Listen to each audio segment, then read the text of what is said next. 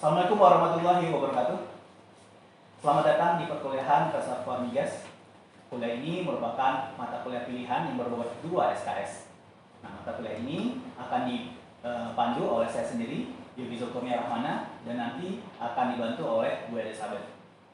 Dan mata kuliah Reservoir Migas ini akan lebih baik jika misalnya teman-teman sudah mengambil mata kuliah Geologi Bawah Permukaan, Sedimentologi, dan juga Stratigrafi. Sebelum kita berbicara mengenai lebih jauh, mungkin akan lebih baik kita berbicara terkait peraturan dalam perkuliahan ini. Nah, pertama kita akan berbicara tentang toleransi keterlambatan, di mana untuk mengikuti kuliah ini, teman-teman, risiko untuk terlambatnya hanyalah 15 menit saja.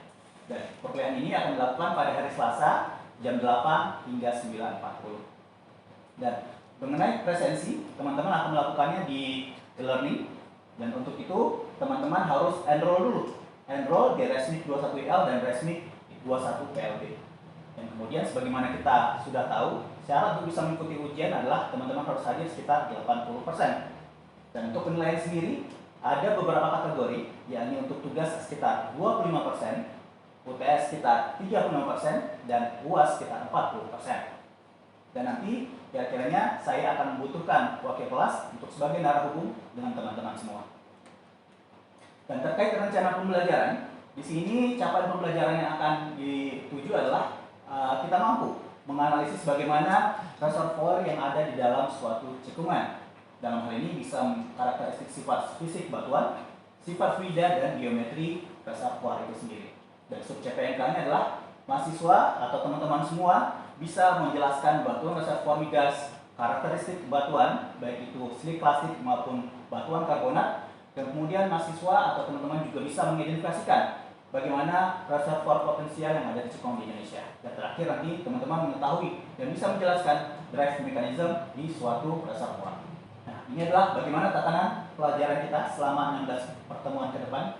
Jadi nanti dari pertemuan pertama hingga minggu ke-8 itu akan dipandu oleh saya, di mana kita akan belajar pengantar reservoir migas minggu pertama, minggu keduanya adalah batuan reservoir, dan minggu ketiganya kita belajar rastok reservoir slik plastik, minggu keempat karakteristik reservoir berupa batu pasir, minggu kelima sifat fluida reservoir, minggu keenam karakteristik reservoir yakni batuan sedimen karbonatnya, dan minggu ketujuh mekanisme pendorong fluida berupa solution gas dan juga gas capture. Dan minggu ke-8 khususnya teman-teman akan mengikuti suatu tes yang dikenal sebagai ujian tengah semester.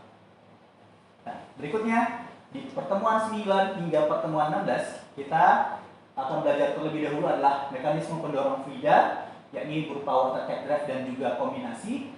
Dan di minggu ke-10 teman-teman akan belajar bagaimana manajemen reservoir itu sendiri terkait bagaimana perhitungan cadangannya. Dan di minggu 11, 12, 13, 14, 15 kita akan belajar tentang cekungan penghasil migas. Jadi di sini teman-teman akan bekerja secara berkelompok, kemudian berdiskusi, dan kita akan mempresentasikannya bagaimana reservoir-reservoir di cekungan di Indonesia. Dan nanti terakhir di minggu ke-16 adalah ujian akhir semester. Nah, ini adalah reservoir referensi yang saya gunakan dan akan kita pakai dalam perkuliahan ini, tentu saja dari IPG nomor 60.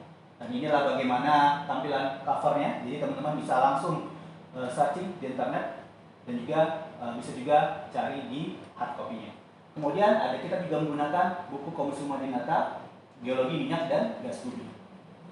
Nah, sebelum itu di sini kita mungkin harus berkenalan juga terlebih dahulu ya, apa saja pertemuan kita selama 16 pertemuan itu. Jadi kita di sini akan harus tahu dulu apa sih sistem petroleum dan komponennya. Kemudian apakah reservoir migas itu dan batuan apa sajakah yang ada di dalam batuan reservoir itu. Nah, untuk sistem petroleum sendiri, sebagaimana kita tahu itu adalah suatu rangkaian komponen yang mana dari awal mula terbentuknya hidrokarbon, kemudian terakumulasi dan kemudian dia mengalami migrasi, dan kemudian nanti terakhir minyak tersebut atau petroleum dari hidrokarbon itulah yang akan kita ambil untuk diproduksi. Nah, ini gambaran kalau misalnya di bawah permukaan itu gambaran dari komponen sistem petroleum. Dapat lihat ini adalah bagian dia berbentuk seperti suatu cekungan, dan di bagian dasar ini yang berwarna hijau itu adalah batuan induknya. Yang berwarna kuningnya ini adalah batuan reservoir rocknya. Kemudian berwarna hijau yang ini adalah batuan seluruhnya. nanti di sini akan ditutupi oleh suatu trap dan juga nanti dibentuklah migrasi. Nah, kelima komponen inilah menjadi bentuk sistem petroleum. Nah, ini adalah bagaimana gambaran dari source rock, reservoir, serve, migration rock, dan juga trap. Dan yang akan kita pelajari di sini adalah reservoir.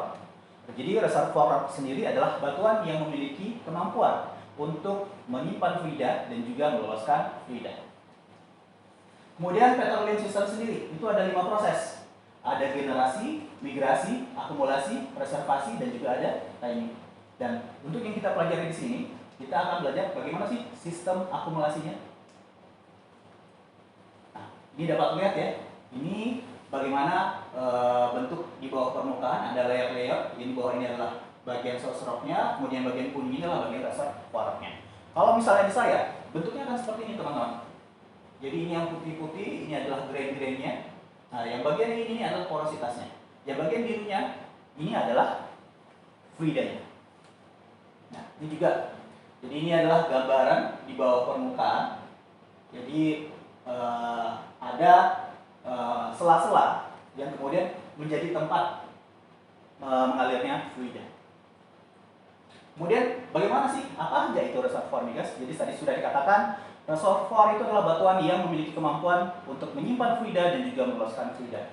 Nah, otomatis biasanya di dalam industri migas, batuan yang memiliki porositas dan juga pendensity itu salah satunya adalah batuan sedimen. Nah, batuan sedimen sendiri ini adalah dapat dilihat dia memiliki ciri khas. Kalau di permukaan dia berlayer-layer, berlapis-lapis.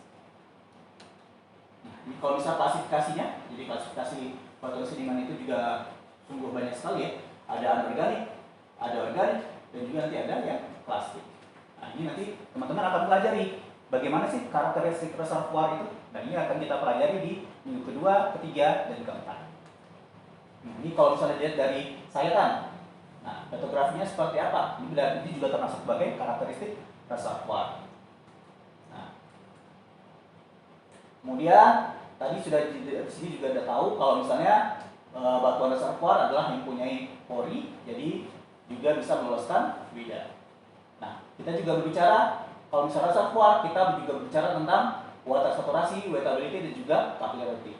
Dan dua dominannya pasti adalah porositas dan permeabilitas. Dan ini akan kita pelajari nanti di karakteristik reservoir.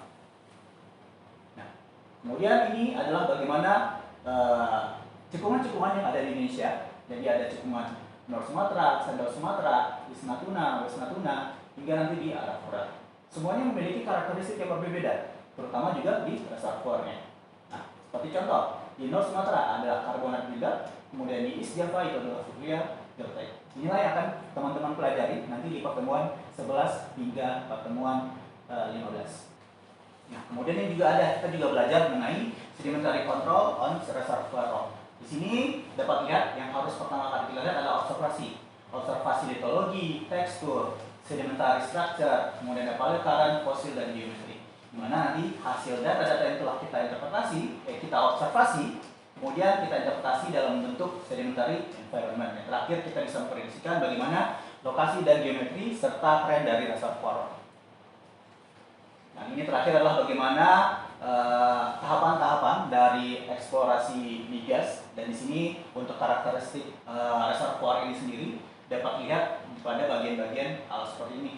Ada bagian yang isochron map, structure map, kemudian ada dari data well kita bisa melihat bagaimana data-datanya.